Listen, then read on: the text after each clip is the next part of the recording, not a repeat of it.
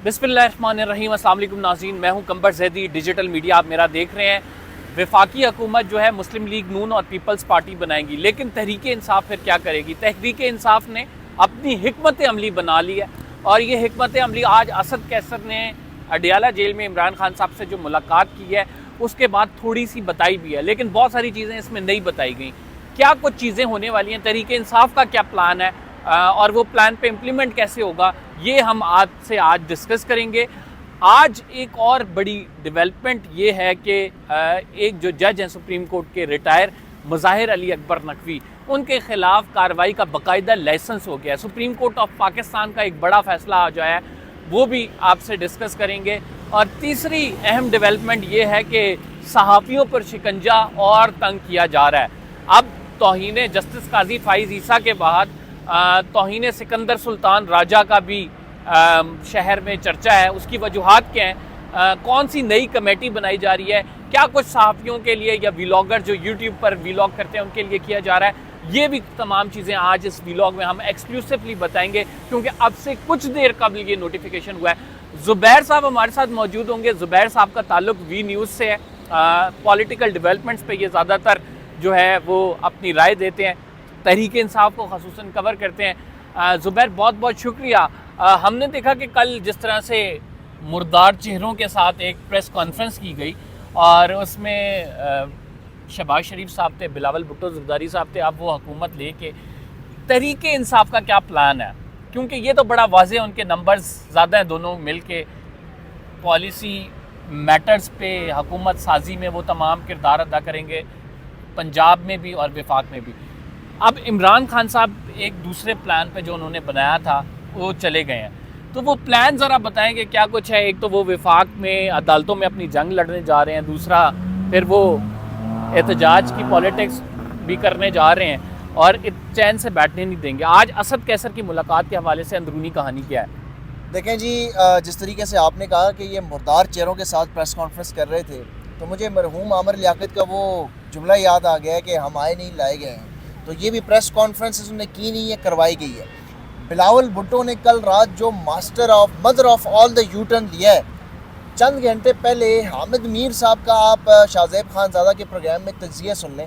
हामिद मीर साहब ने कहा है जी बिलावल भुट्टो जो है ना वो बड़े प्यार से मानेंगे, उनको जो लोग धमकियां दे रहे हैं वो बिल्कुल हरगिज़ नहीं मानेंगे, वो डट गए हैं, वो खड़े हैं। वो ये कह रहे हैं कि CEC का फैसला जो है उस पर हम अमल करेंगे, उससे आगे पीछे हम नहीं हो सकते।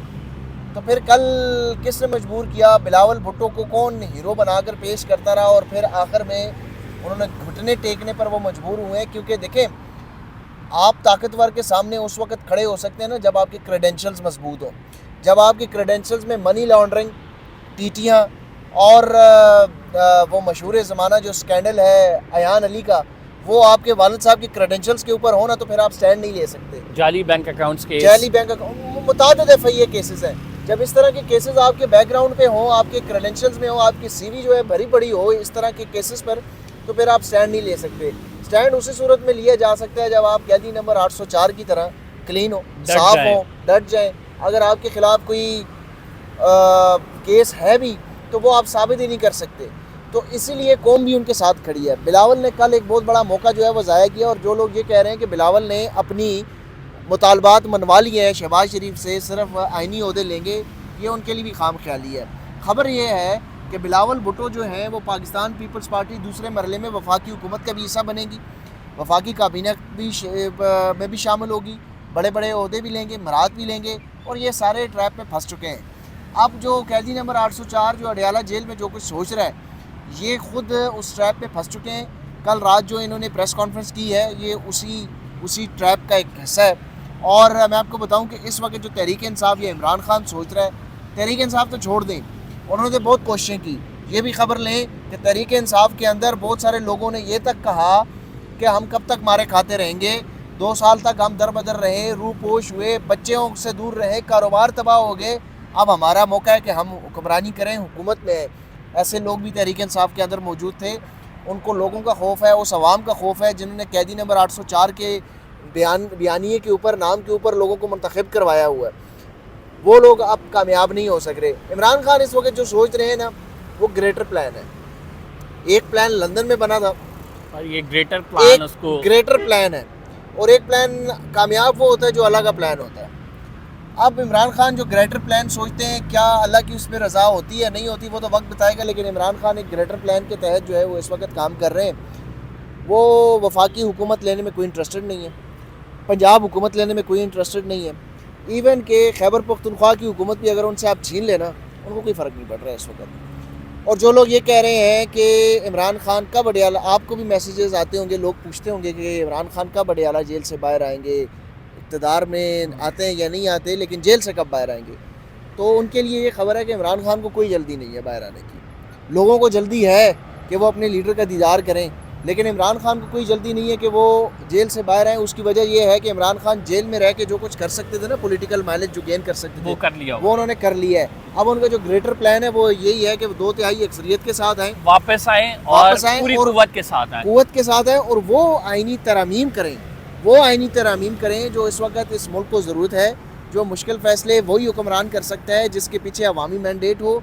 और मैं आपको एक बात मज़े की बताऊँ कि इमरान खान जब 2/3 अक्सरियत के साथ आएंगे ना, तो आपका जो पॉलिटिकल स्ट्रक्चर और गवर्नेंस का पूरा स्ट्रक्चर है वो तब्दील हो जाएगा। अच्छा ज़ुबैर, यहाँ पे तो ये हमने बात की कि इमरान खान साहब सोच कर रहे हैं क्या ग्रेटर प्लान है। जो वक्ती प्लान है वो ये है कि वो उन्होंने अदालतों में जाना है, ये रिग्ड सीट्स जो हैं उन्होंने वापस लेने का इंदिया दिया हुआ है कि हम ये हर सूरत लेंगे।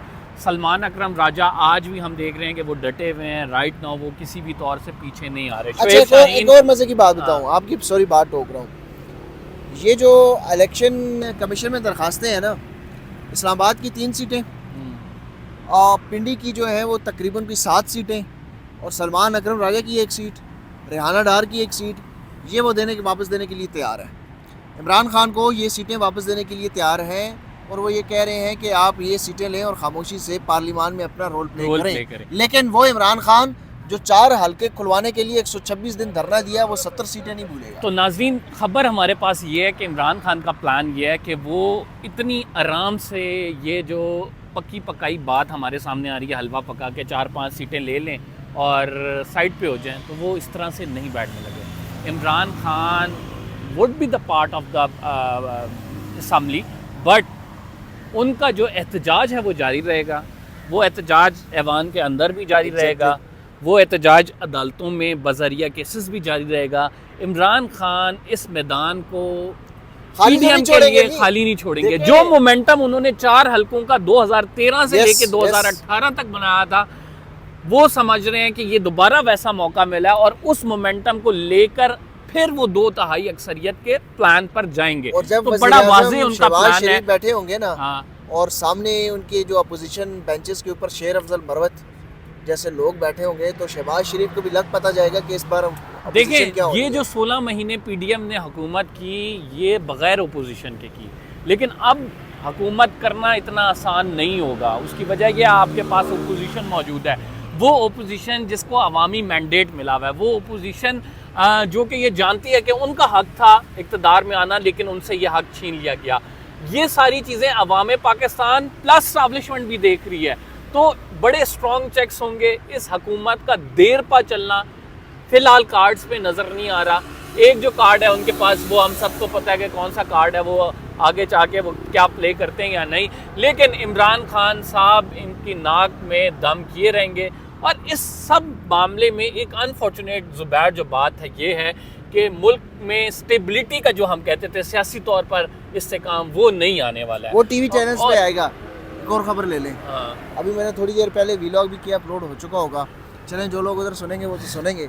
खबर ये है कि जो टीवी चैनल्स है ना, उनको हिदायत ये दे दी गई है कि ये धांधली और ये जो आपने शोर शराबा डाला हुआ है ना, फॉर्म 45 इसको बंद करें, और फॉर्म 47 के नताइज ही जो है वही असल नताइज है, और इस इलेक्शन के रिजल्ट्स को आप छोड़ें, ये माजी का हिस्सा है, पास एंड क्लोज ट्रांजैक्शन है, ये इसको ख़त्म करें और अब आगे बढ़ें। और अब जो हुकूमत ये बनी है, हाँ, ये जो हुकूमत अब सामने आई है रात इसको को, सपोर्ट करें। अब इसको इस तरह सपोर्ट करें कि ये कहें कि पाकिस्तान में अब इस्तेहकाम आएगा। SIFC जो है उसमें इनिशिएटिव लेगा, वो इनिशिएटिव लेगा और बड़ी गैर मुल्की ज़र मुबादला और सरमायाकारी आएगी। तो जुबैर, ये इसी के साथ इस्तेकाम जो है ना वो आपकी घर के ऊपर जो टेलीविजन स्क्रीन है ना उस पे नजर आएगा, उस पे नजर आएगा। लेकिन वो डिस्क्रेडिट हो बाकी चुके हैं ना, लोग तभी हमारा वीलॉग देखते हैं। लोगों की जेबों पे कोई इस्तेकाम नहीं है, नहीं आएगा। आपकी अच्छा जेबें इसी जुबैर, तरह इसके खाली साथ रहेगी। ही खबर एक ये है कि वफाकी हुकूमत की जानिब से एक आला सतही जो है ना हाँ, वो जी। कमेटी तश्कील दे दी गई है, जिसको सरबराह हैं DG FIA, उसमें ISI माशाल्लाह। और IB के अफसरान शामिल हैं। माशाल्लाह। इन लोगों ने बेसिकली जिन सरकारी अफसरान और plus election commissioner, chief election commissioner और इलेक्शन कमीशन के अरकान, उनके खिलाफ जो ट्वीट्स की गई है, जो सोशल एक्टिविज्म ट्विटर पे किया गया, जो वीलॉग्स किए गए हैं, जिस तरह से चीफ जस्टिस के खिलाफ एक कमेटी बनी थी उनके खिलाफ मवाद लिखने पर, इसी तरह से एक कमेटी तरतीब दे दी लेकिन गई है। नॉर्थ कोरिया बना दिया गया। अब जो है डंडा टाइट करना है हम लोगों के खिलाफ, सहाफ़ियों के खिलाफ, यूट्यूबर्स के खिलाफ, कि ये जो आप इंफॉर्मेशन दे रहे हैं ना ये टीवी तक ही रखें, टीवी में सब कुछ सुनाई दे रहा है, आपको ज़रूरत नहीं है एक्स्ट्रा ऑर्डिनरी डिटेल्स, सच्चाई आवाम तक लाने की। तो एक क्रैक डाउन एक्सपेक्टेड है और इसमें बहुत सारे लोगों के नाम आएंगे। जैदी साहब सुन लेना, बात यह है कि इन्होंने नॉर्थ कोरिया बना दिया है, ट्विटर के ऊपर इन्होंने पाबंदियां लगाई, इलेक्शन वाले दिन इंटरनेट और मोबाइल सर्विस इन्होंने बंद किया, लोग एहतजाज करते हैं, PTI ने वर्चुअल जलसे किए, इन्होंने ऑनलाइन जो है वो सारे बंद करवाए, ट्विटर के ऊपर भी पाबंदी है। क्या हो गया है? कौन जीता है? अवाम को शिकस्त हुई है।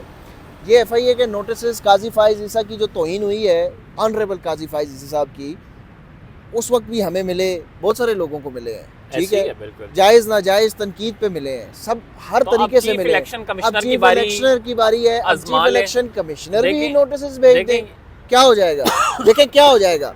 आप 50 लोग बोलने वाले हैं, आप 50 में से 40 को डरा देंगे, 10 तो बोलेंगे। क्या ये 22 करोड़ अवाम फुदू है? इनको अकल के ऊपर पर्दे पड़ चुके हैं, इनको नज़र नहीं आता। जो खामोश होंगे वो किसा पारीना बन जाएंगे, जो बोलते रहेंगे ना वो तारीख का हिस्सा बन जाएंगे, वो याद रखे जाएंगे, वो 10 साल बाद भी याद रखे जाएंगे। ये थे वो लोग जब बेहतरीन फस्तायत के दौर में भी लोग बोलते थे। यार देखिए इमरान खान कितने सख्त मार्शल्लाह से गुजरा, ज़ियाउल हक ने कोड़े तक लगवाए, लेकिन आज काजी साहब कहते हैं आप कोड़े खाएं, काजी साहब कहते हैं आप कोड़े खाएं। अच्छा वो आप नोटिस से डर जाते हैं, आप कोड़े खाएं। अच्छा हम आगे चलते हैं और अपने नाज़रीन को एक और ख़बर देते हैं। वो खबर ये है कि आपको पता है कि जस्टिस मुज़ाहिर अली अकबर नकवी के ख़िलाफ़ सुप्रीम जुडिशल काउंसिल जो है वो बैठी हुई है, केस उनका सुन रही है। अब उनका केस बड़ा कॉम्प्लेक्स है, उसमें प्रॉपर्टीज़ के मामलात हैं, पैसे की लेन देन का मामला है। उसके आड़े एक चीज़ आ रही थी, वो आइनी तौर पर चीज़ ये थी कि एक फ़ैसला दिया हुआ था जस्टिस मुनीब की जानिब से और जस्टिस इजाज़ुल हसन के, जो रिटायर्ड जजेस हैं उनके खिलाफ कार्रवाई नहीं हो सकती। अब वो फैसला जो है उड़ा दिया गया, ठीक है, अभी खबर आई है कि वो फैसला उड़ गया। अब रिटायर्ड जजेस के खिलाफ कार्रवाई होगी, लेकिन ये एक बहुत बड़ा बाब खोलेगा। किस तरह से? सिर्फ मुज़ाहिर नकवी तो नहीं है, सुप्रीम जुडिशल काउंसिल चले जस्टिस मुनीर के खिलाफ भी होगी। मतलब वैसे भी कल को अगर काजी साहब जो है ना वो तो मुर्दों को ही इंसाफ दे रहे हैं। बिलावल वो भुट्टो जो है, भुट्टो कत्ल रेफरेंस जो है वो भी खोला हुआ है, तो जस्टिस मुनीर को भी इंसाफ दे दें। तो अब अगर सुप्रीम जुडिशल काउंसिल में किसी भी जज का केस आया और उसमें सुप्रीम जुडिशल काउंसिल ये समझे कि ये बेशक रिटायर हो चुका है, हमने कार्रवाई करनी है, तो उसके खिलाफ इख्तियार होगा, कार्रवाई होगी। जस्टिस मुज़ाहिर के खिलाफ भी हमें कार्रवाई नजर आएगी, जस्टिस हो सकता है जस्टिस इजाज़ के खिलाफ एक बात बताऊं, तो ये एक पिंडोरा बॉक्स नया खुल गया। इस फैसले की जद में काजी साहब खुद भी आने वाले हैं। हो सकता है पॉसिबली कल उन्होंने रिटायर हो तो उनके खिलाफ भी एक केस खुल जाए। बहरहाल अब तो ये फैसला दे दिया गया है और केसेस खुलेंगे। अब काजी साहब को रेस्क्यू करने कौन आता है ये देखें। और जुबैर वो वक्त सोचें कि अगर ऐसा वक्त है कि इमरान खान साहब दोबारा से प्राइम मिनिस्टर आ जाएं, इसके साथ यहाँ से मंसूर अली शाह साहब जो हैं वो चीफ जस्टिस हों, ठीक है, और उसके बाद एक रेफरेंस वफाकी काबीना ही दे दे कि साबिक चीफ जस्टिस ऑफ पाकिस्तान काजी फाइज ईसा साहब ने ये और वो भुगतेंगे। मैं आपको बता रहा हूँ वो भुगतेंगे, उसकी रीजन है। देखिए हम ऐसे तो नहीं कह सकते कि वो भुगतेंगे, लेकिन देखें जैदी साहब, आप सुप्रीम कोर्ट रोज जाते हैं, ठीक है, मुझे पता है कि काजी साहब ने आपको बुला लेना है लेकिन मैं आपको बताऊं तो ये भुगतेंगे। कैसे भुगतेंगे कि ये जो इलेक्शन कमिश्नर के मेंबरान है ना, इनके खिलाफ तो लगना है आर्टिकल 6, इनके खिलाफ आर्टिकल 6 हर सूरत लग रहा है। ये जिस दिन भी लगेगा, आज से 10 साल बाद लगे, 20 साल बाद लगे, ये हर सूरत इनके ऊपर आर्टिकल 6 लग रहे हैं और ये पहली दफ़ा होगा कि आर्टिकल 6 में किसी को सज़ा भी होगी। वैसे तो परवेज मुशर्रफ को ये लगेगा, नहीं लगता, लेकिन ये जो बल्ले का निशान इन्होंने बल्ले का जो निशान छीना है ना, ये भी फिर भुगते हैं। चलिए ये खुलेगा कि ये बल्ले का निशान कैसे छीना गया है, कहाँ पे ये लंदन प्लान बना है और ये इस लंदन प्लान में कौन कौन एम्पायर थे। बज़ाहिर हम देखें फैसला वो तो वो एम्पायर हम उसे एम्पायर तो फिर किसी में जोड़ेंगे। देखिए एम्पायर जब रिटायर्ड हो जाए ना तो उसके बाद लेकिन दूसरा एम्पायर भी आता हम है। ये कहेंगे कि जो रैशनैलिटी है, जो सैनिटी है, वो ये कहती है कि ये बड़ा पंडोरा बॉक्स खुलने जा रहा है। तो बहुत शुक्रिया ज़ुबैर हमारे साथ मौजूद थे, हमने आपको तीनों खबरों पे अपने तज़िये भी दिए, आपको अंदर की खबर की भी बताई। अगर आपने चैनल को सब्सक्राइब नहीं किया तो सब्सक्राइब ज़रूर कर लें, बेल का आइकन दबाना ना भूलिएगा। अपने होस्ट कमर ज़ैदी को इजाज़त दीजिए, अल्लाह ने के बाद।